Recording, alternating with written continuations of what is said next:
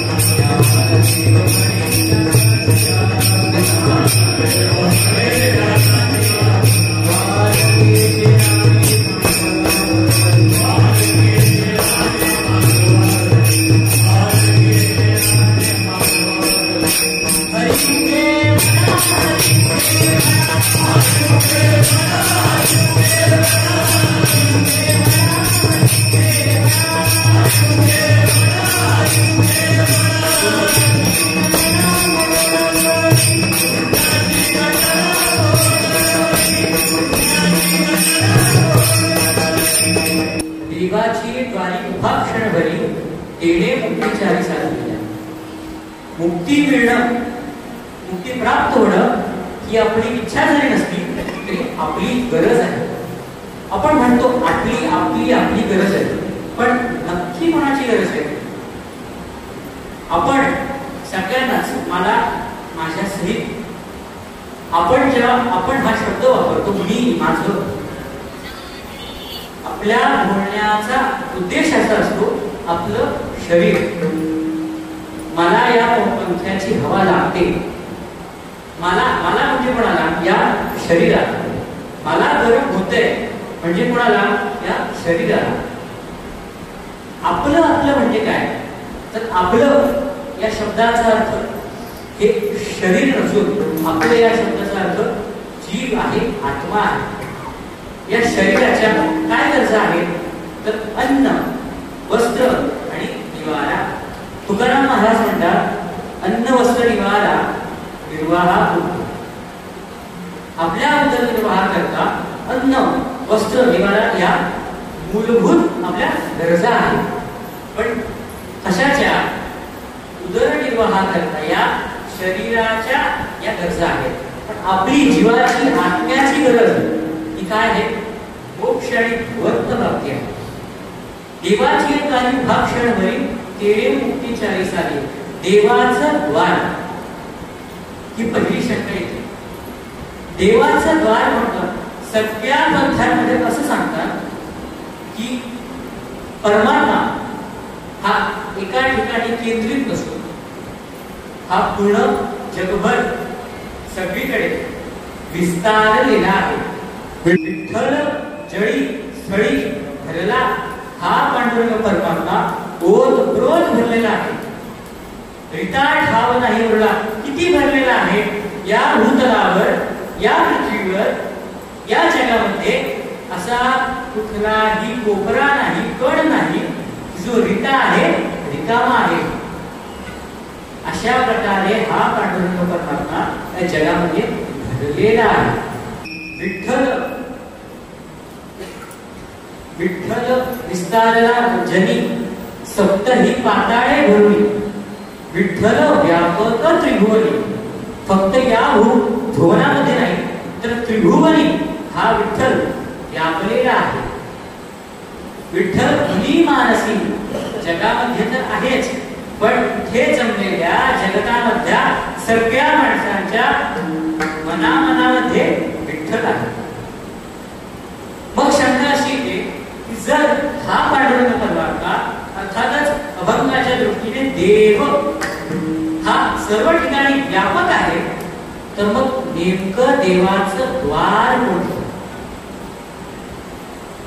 देव फक्त त्या मूर्तीत असेल, त्या पाषाणात असेल, या मंदिरामध्ये असेल, तर हे मंदिराचं द्वार म्हणजे त्या देवाचं द्वार. पण नेमकं देवाचं द्वार कोणतं? आपण पुढे बघितलं, देवाची द्वारी उभा क्षणभरी तेरे मुक्ती जाणी साधिल्या. साधिल्या हा शब्द ज्या अर्थाने आलाय म्हणजे मुक्ती हे साधन आहे, हे देवाचं द्वार हे साध्य आहे. पण नेमकं देवाचं द्वार कोणतं?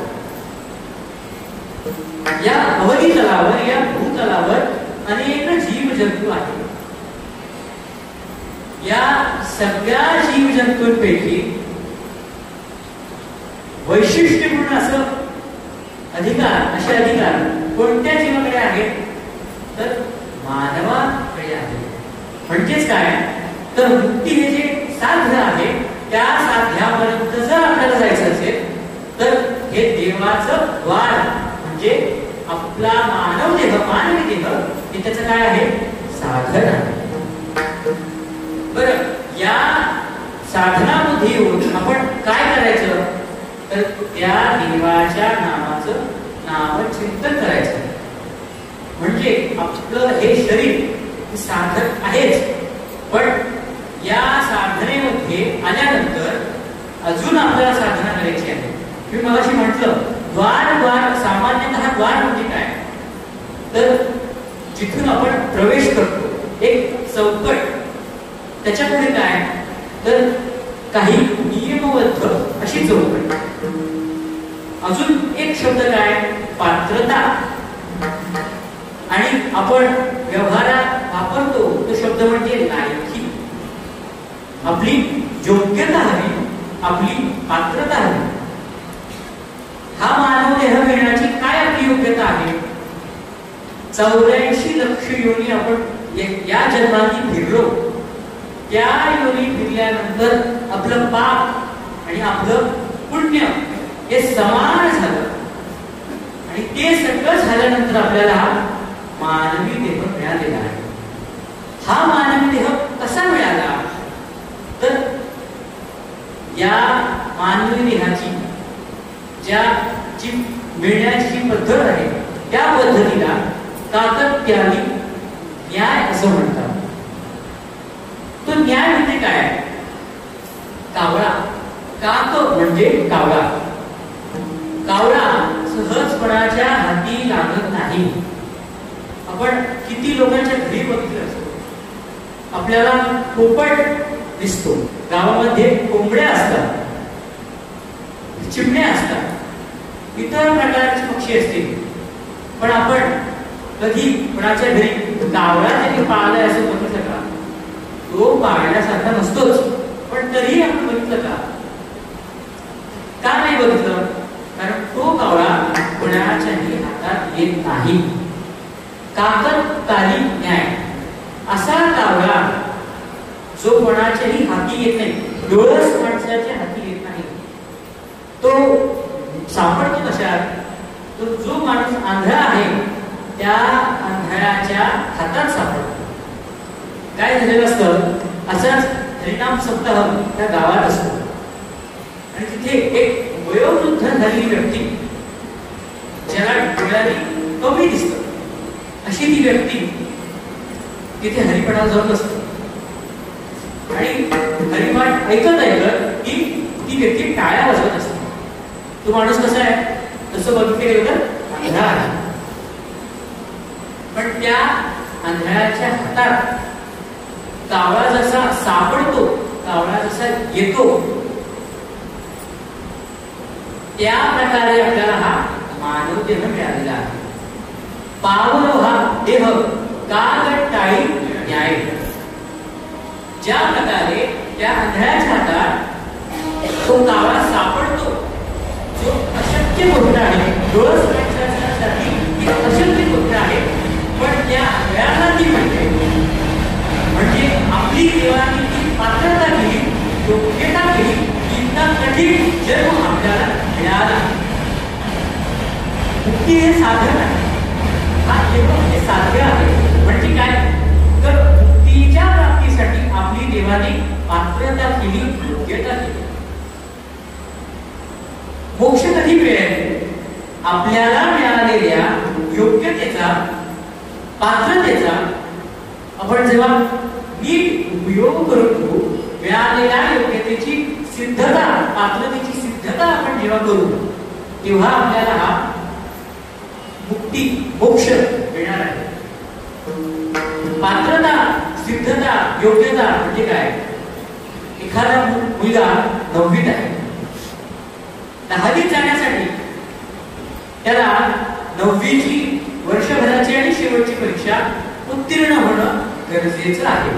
ही झाली त्याची पात्रता. म्हणजे या परीक्षेचा जो उत्तीर्ण झाला तर त्याला 10वीत प्रवेश मिळेल. मी स्वतः 12वीत आहे. जो विद्यार्थी 12वीत आहे त्याची पात्रता 12वी घेण्याची काय? तर 11वीच्या सगळ्या परीक्षा तो पास झाला पाहिजे, त्याची पात्रता झाली.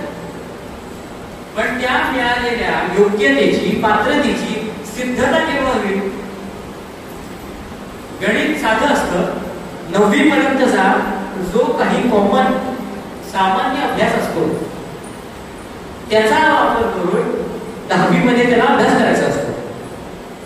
पण जर एखादा मुलगा ढकलून पास झाला तर मग त्याला 9वी पर्यंतचं ज्ञान कमी असेल, मग ते 10वी त्याला वापरता येईल का?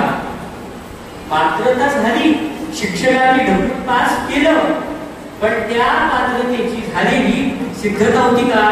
तर सिद्धता झाली नाही. आपल्याला हा जन्म मिळाला, हा मानव देह मिळाला, आपली पात्रता झाली, पण या पात्रतेची जर आपण सिद्धता केली नाही तर आपल्याला मिळालेली पात्रता याची किंमत शून्य झाली. कुत्रा आला, कुत्रा गेला, काहीही उपयोग नाही. त्या प्रकारे त्या कुत्र्या समान आपला मनुष्य देह होतो.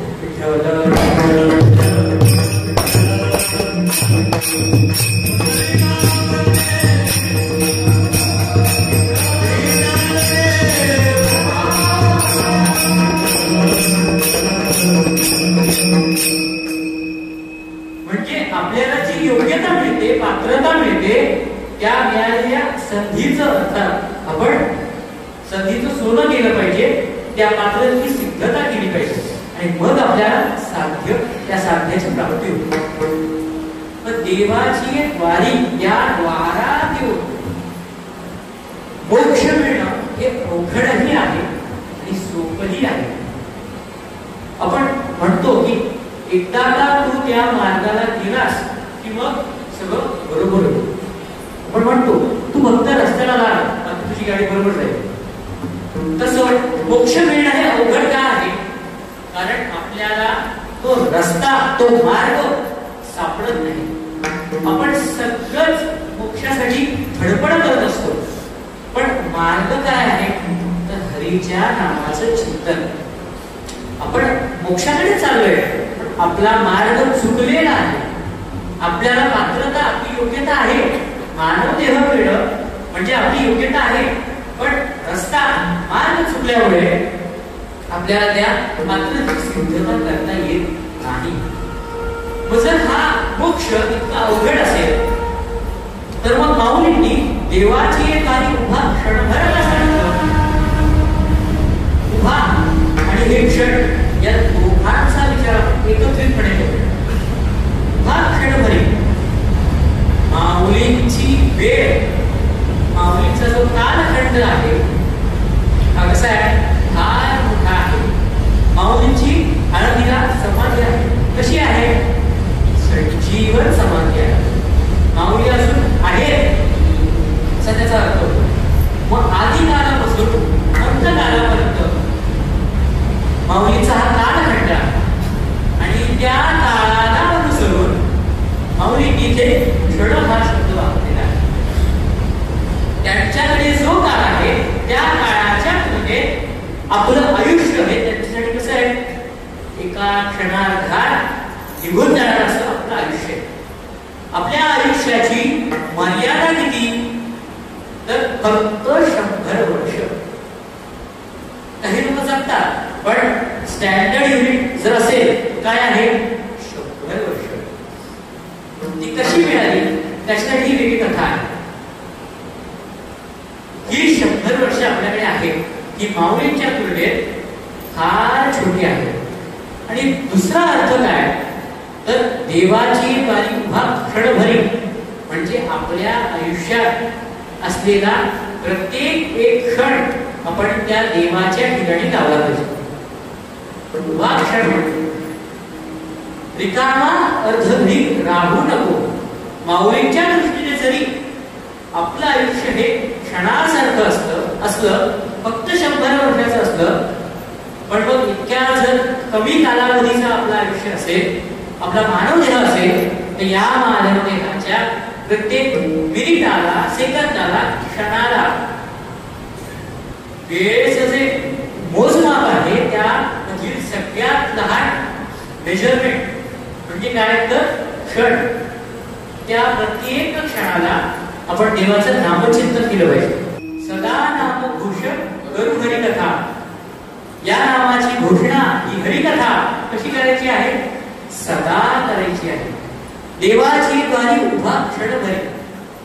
उभा, उभा या शब्दाचा अर्थ काय तर उभा या शब्दाचा अर्थ आपण सुटले आहोत, आम्ही सुटले आहोत तो नाही. आपण एखाद्याला म्हणतो की अरे तू अमुक काम कर, मी सांगितलं काम कर, तुझं काम बघायला तू उभा आहे. म्हणजे काय, उभा या शब्दाचा अर्थ तत्पर, दक्ष राहणं असं आहे. एकदा काय झालं, 2 मित्रांना माधव आणि श्याम या दोघांना बाजारात जायचं होतं आणि असं तरी ठरवलं की आपण बाजारात जाऊया. तर तो श्याम म्हणाला की तू तुझी गाडी घेऊन ये, मी तोपर्यंत आपल्या लाडवली गावाच्या स्टॉपवर थांबतो. खूप वेळ झाला थांबला. एका माणसाने विचारलं की इथली पनवेलची एसटी गेली का, तर तो म्हणतो नाही माझं लक्ष नव्हतं. पण जर त्याला आपण असं विचारलं की माधव गेला का, तर तो म्हणेल काय म्हणेल, शक्यच नाही, मी इथे उभा आहे. म्हणजे ज्यावेळी आपण उभे असतो म्हणजे कसे असतो, तत्पर असतो, दक्ष असतो. कोणासाठी असतो, फक्त त्याच विषयाकरता आपण असतो. तर देवाची बारी उभा क्षणभरी. माऊली म्हणतात आपण उभा क्षण, त्या क्षणामध्ये पूर्ण आयुष्यभर उभे असले पाहिजे. म्हणजे कसे तर तत्पर असले पाहिजे. देवाची बारी उभा क्षणभरी. क्षण क्षण क्षण, क्षण या शब्दाचा अर्थ काय किंवा उभा या शब्दाचा अर्थ काय तर रामकृष्ण परमहंस त्यांच्या एका शिष्याने त्यांना असा प्रश्न केला की आपण देवाचं नामचिंतन कसं केलं पाहिजे. तर रामकृष्ण परमहंसांनी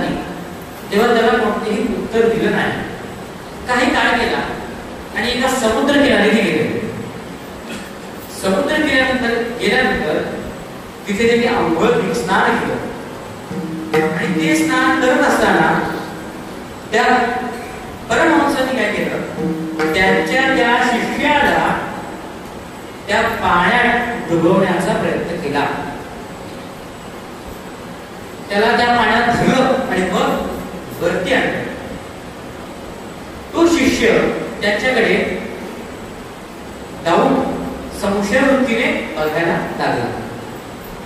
मग त्या शिष्याने विचारलं, गुरुजी तुमच्या मनात मला मारायचं होतं का?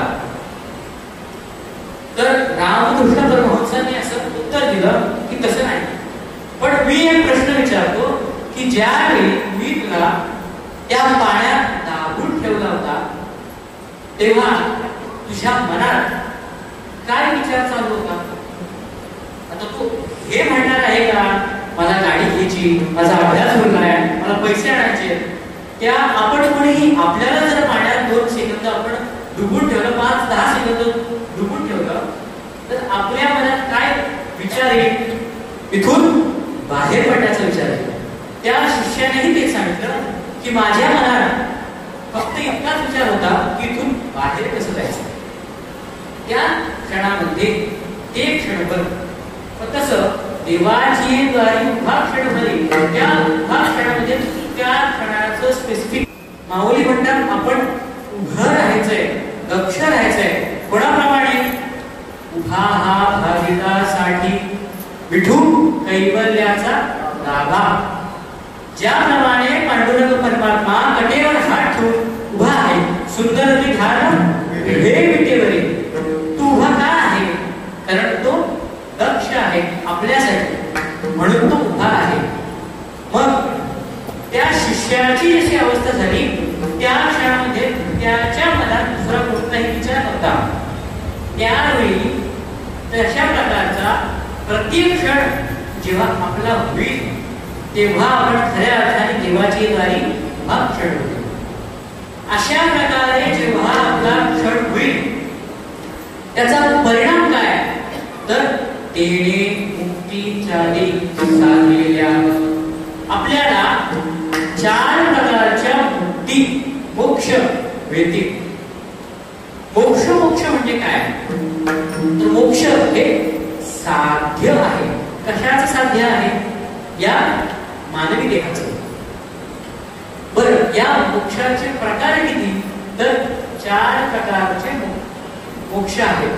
मोक्षाचे प्रकार म्हणजे काय? मोक्ष हा काय आहे? पुरुषार्थ आहे. पुरुषार्थ म्हणजे काय? आपण जे काही कर्म करतो, जी काही इच्छा आपल्या मनात येते त्याचा अर्थ पुरुषार्थ. मग मोक्ष हा पुरुषार्थ कसा? मोक्ष पुरुषार्थ 4 प्रकारचे आहेत, पण मोक्ष हा परम पुरुषार्थ आहे. मग अशी आपण परम या शब्दाचा अर्थ बघितला, त्याच्यापेक्षा दुसरं मोठं नाही. पण तसं मोक्ष हा परम पुरुषार्थ आहे. मग 4 प्रकारचे पुरुषार्थ, धर्म, अर्थ, काम हे काय?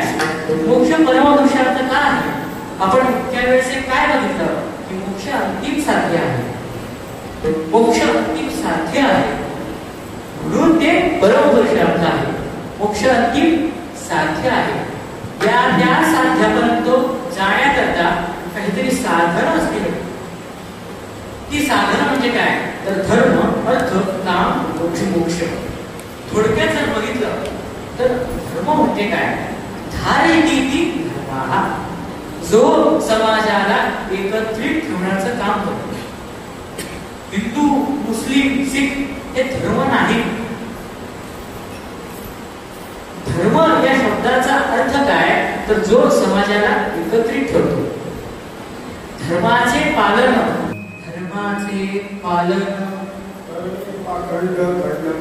करणे, पाखंड खंडन हेच आम्हा करणे काम. धर्माचे पालन. धर्म म्हणजे काय?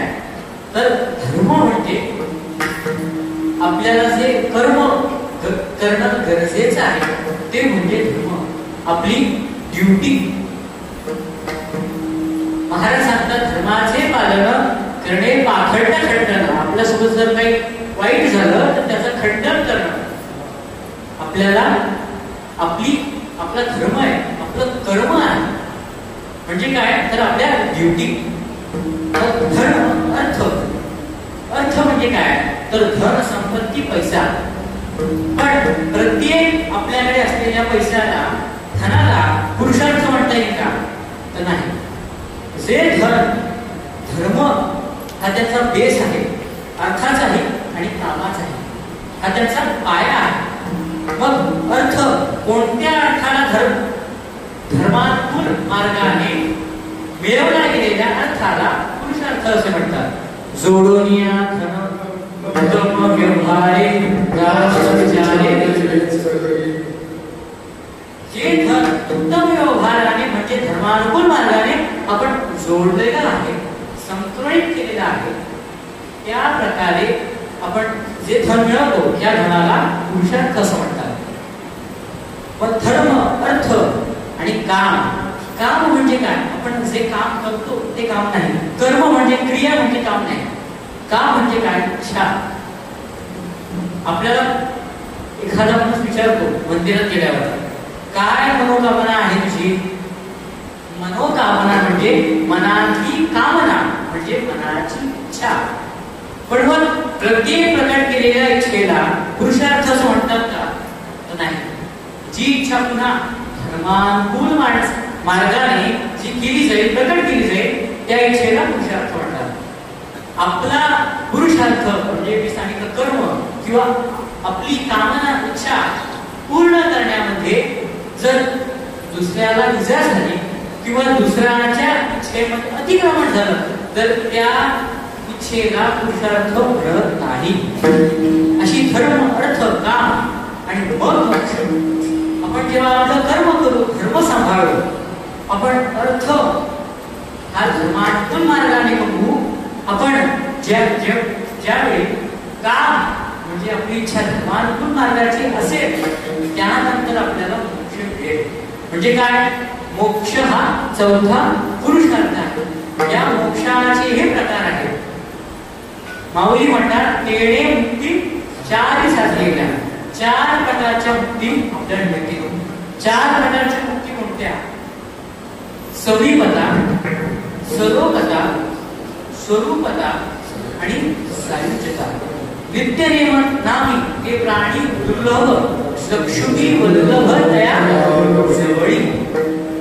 सविपता म्हणजे काय. सविपता मुक्ती म्हणजे देवाच्या जवळ राहणं.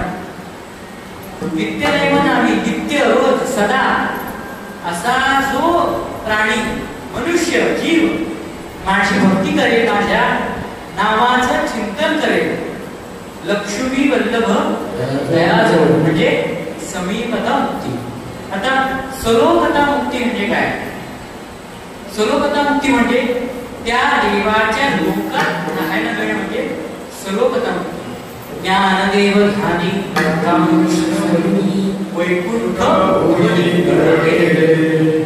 वैकुंठामध्ये म्हणजे देवाचं मुख्य वास्तव्य जिथे आहे त्या वैकुंठामध्ये मनी घर केले. आपलं घर तिथे म्हणजे आपला वास तिथे असेल, देवाच्या लोकात असेल. म्हणजे समीपता, सरोपता आणि स्वरूपता. स्वरूपता म्हणजे काय. मातृ पितृ भ्राता सहोदर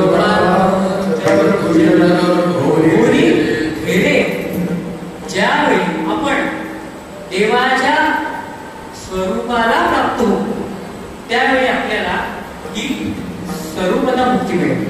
आणि चौथी मुक्ती म्हणजे सायुज्यता मुक्ती.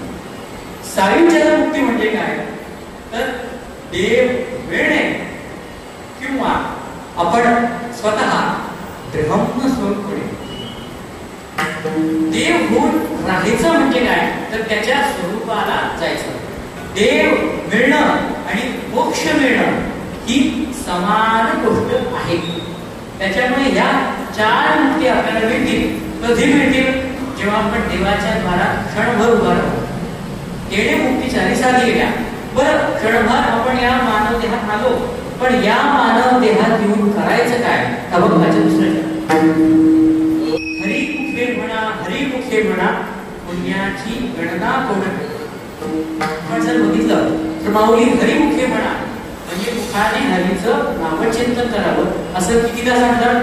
दोनदा सांगतात. एखाद्या गोष्टीची पुनरावृत्ती झाली, विरुक्ती झाली तर त्याचा दोष त्या सांगण्याला लागतो. पण तो माणूस तसं का करतो? त्याची 3 कारणं आहेत. सांगणारच असं त्याला वाटत असेल की समोरच्याचं त्याला भलं आहे, एकदा सांगून तो ऐकणार नाही आणि त्या गोष्टीचं महत्व तितकं आहे. पालक आपल्या मुलांना सांगतात की अभ्यास कर, अभ्यास कर. का सांगतात?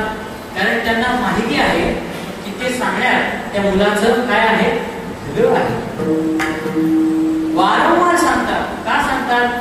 कारण त्यांना त्यांचाच मुलगा असल्यामुळे हे माहिती असतं की आपला मुलगा आपलंच सांगून ऐकणार नाही, म्हणून ते वारंवार सांगतात. अशी ही कारणं कशासाठी? तर विरुक्तीसाठी, पुनरावृत्तीसाठी. म्हणून आपण एकदा सांगून ऐकणार नाही हे माऊलींना ठाऊक होतं, म्हणून माऊली म्हणतात हरिमुखे म्हणा, पुन्हा हरिमुखे म्हणा. हे नामचिंतन जर आपण केलं तर त्याचा परिणाम काय होईल? तर पुण्याची गणना कोण करेल? या हरीच्या नामाचा परिणाम असा आहे की आपल्याला अगण्य, अमर्याद अशा प्रकारचं पुण्य मिळतं आणि आपली जन्मोजन्मांतरीची पापे ही निघून जातात.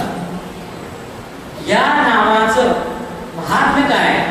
तर नाम कोणाचं घ्यावं? तर पुण्यवंतांचं घ्यावं.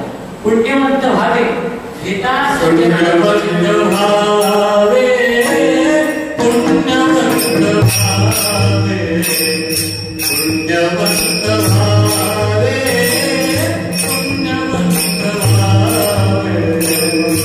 पुण्यवंत व्हावे,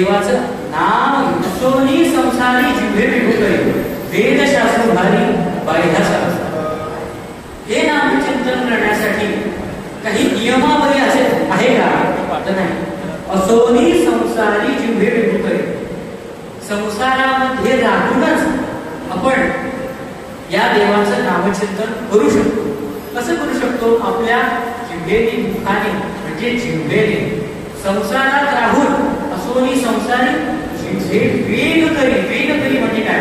वेग सतत सतत त्या देवाचं नामचिंतन आपण केलं पाहिजे. असोनी संसारी जिथे वेग करी वेद शास्त्र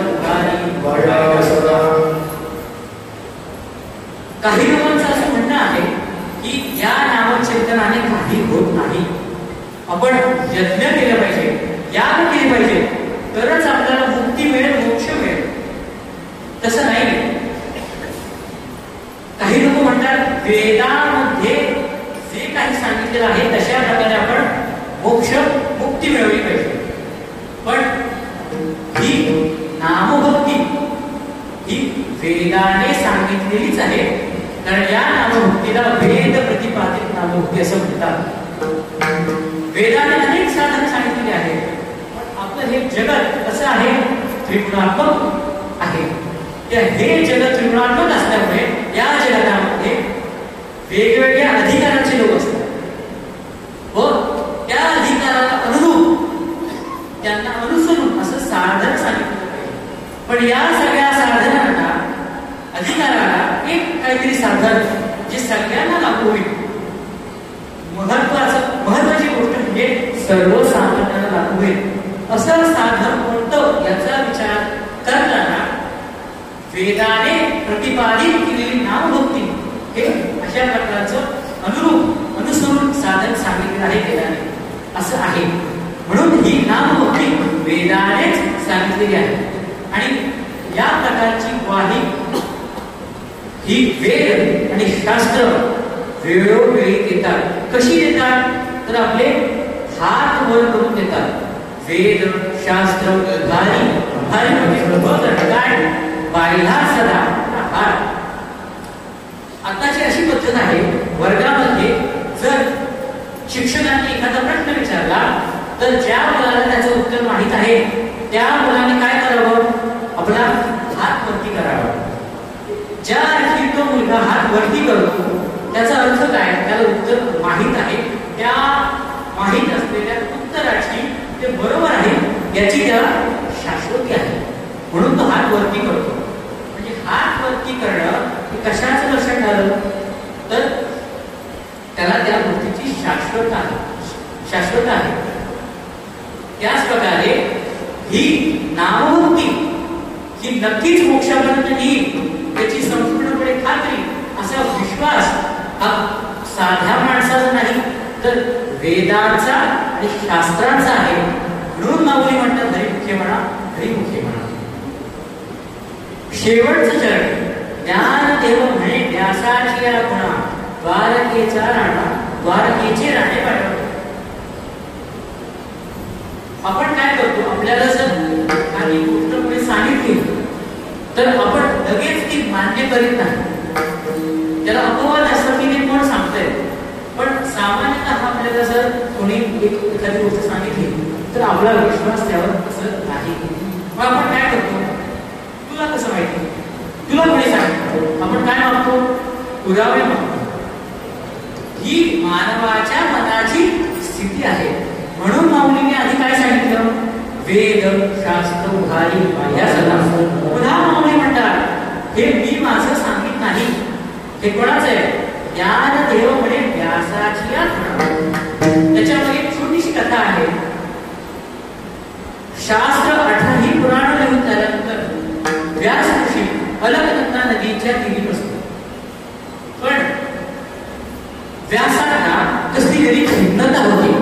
त्यांचं मन चलविचल करत होतं. त्याच रस्त्याने नारद महर्षी गेले. त्यांनी व्यास ऋषींची तशी अवस्था बघितली आणि त्यांनी प्रश्न केला की तुमची अशी अवस्था आहे. व्यास ऋषी म्हटले अगदी बरोबर, माझी अशीच अवस्था आहे. मग नारद महर्षी म्हटले की या तुमच्या अशा अवस्थेवरती उपाय सांगतो. काय?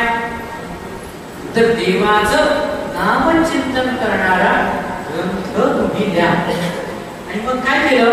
तर व्यास ऋषींनी भागवत हा ग्रंथ लिहिला आणि त्यावेळी त्यांच्या मनाला शांतता मिळाली. म्हणजे आधी वेद आणि शास्त्राचे पुरावे आणि त्याच्यानंतर व्यास ऋषींचाही पुरावा माऊलीने दिला. ज्ञानदेव म्हणे व्यासाची या गुणा द्वारकेचे राणे पांडवांचे. संपूर्ण भक्त संपूर्ण हरिपाठ माऊली म्हणतात हरिमुखे म्हणा हरिमुखे म्हणा. यांनी साध्य काही मोक्ष मुक्ती मिळेल पण द्वारकेचे राणे पांडवा घरी. द्वारकेचे राणे म्हणजे द्वारकेचा राजा म्हणजे भगवान श्रीकृष्ण पांडवा घरी. पांडवांचा आणि भगवान श्रीकृष्णाचं नातं काय? पांडवांनी ज्यावेळी राजसूय यज्ञ केला त्या यज्ञामध्ये त्यांनी जे खाल्लं त्या खाल्ल्याचे जे पत्रावळ होत्या उष्ट होतं ते भगवान श्रीकृष्णाने उचललं. प्रियाच्या काही सन्मान प्रिय न आहे सर्वता जाण देवी उच्चिष्टे काढले आपण ते क्षमा तुझी. अर्जुन म्हणतो तुमच्यासाठी मी प्रिय आहे. प्रियाच्या काही सन्मान प्रिय न आहे सर्वता जाण. मी तुमच्यासाठी तुमचा प्रिय आहे, तुमचा मित्र, तुमचा सखा, भक्त सगळं काही आहे. त्या कारणाने तुम्ही माझ्यासाठी माझ्यासोबत मान सन्मानाची अपेक्षा ठेवली नाही. एक प्रिय न आहे सर्वता जाण. याने चांगलं वाईट काय केलंय त्या कशाचीही जाण न ठेवता तुम्ही काय केलं? देवी उच्चिष्टे काढले आपण ते क्षमा तुझी. आम्ही आमच्या उष्ट्या पत्रावर उचलल्या त्यासाठी आम्ही क्षमस्व. म्हणजे जर आपण आपल्या मनाने अंतःकरणाच्या प्रत्येक कोपऱ्यातून जर त्या देवाचं नामचिंतन केलं तर ते आपली उष्टी पत्रावळीही उचलेल. श्री संत एकनाथाचं खूप भक्ती होती. त्याचा परिणाम काय तर स्वतः श्रीकृष्ण श्रीखंड नावाच्या स्वरूपाने कितीतरी वर्ष त्याच्या घरी रांजणामध्ये पाणी वाहण्याचं काम करीत होता. ही ताकद कसली? ही त्या नामभक्तीची ताकद आहे. द्वारकेची राणी पांडवा घरी सदा कदा भगवान कृष्ण पांडवांच्या घरी असायचे. देवकीच्या उदरी वाहिला यशोदे सायासे वाहिला. शेवटी उपयोगा केला पांडवांच्या. म्हणजे भगवान श्रीकृष्ण देवकीच्या उदरात वाहिले. यशोदा मातेने त्यांचं पालन पोषण केलं पण त्या कोणालाही त्याचा उपयोग झाला नाही. कोणाचा उपयोग केला? शेवटी पांडवांच्या. देवाची भक्ती देवाचं नाम जो मनोभावे घेतो त्याच्यासाठी देव काहीही करतो. आपण मगाशी म्हटलं पुण्यवंत व्हावे घेतात सज्जनाचे फक्त देवाच नाही. आपण जर देवाच्या भक्ताचं जर नाव मनोभावे घेतलं ना तरीही त्या देवाची प्राप्ती आपल्याला होते. कशी होते? तेही प्राणावरते आवडते जे होते ते भक्त चरित्राने प्रशंसिते. तेही प्राणावरते प्राणाच्या पलीकडे तेही प्राणावरते आवडते विरुद्ध निखळपणे आपल्याला एखादा मनुष्य आवडतो. कसा आवडतो? प्राणाच्या पलीकडे आवडतो. देवाला आवडेल का आवडेल? ज्यावेळी तो भक्त चरित्रात प्रशंसिते. देवाच्या भक्ताच्या चरित्राचं जर आपण प्रशंसा केली सतत नामचिंतन केलं तरीही तो देव आपल्याला प्रसन्न होतो आणि देवाला आपण किती प्रिय होतो? प्राणाच्या पलीकडे आणि निखळपणे. मिळालेल्या वेळेत या भक्ताचं चिंतन झालं किंवा भगवंताने माझ्याकडून करून घेतलं. आपण ते लक्षात घेऊन या सगळ्याचं सार काय आहे तर हरिमुखे म्हणा हरिमुखे म्हणा पुण्याची गणना कोण करी. आपल्या दररोजच्या जीवनामध्ये आपण सतत त्या देवाचं नामचिंतन केलं पाहिजे. झालेल्या अभंगाचं भावार्थ झालेला आहे असं समजून रुक्मिणी प्राण संजीवन बाप विठ्ठलेशाच्या चरणी आणि सकल संत मातेच्या चरणी माझी सेवा मी समर्पित करतो आणि सेवेला पूर्ण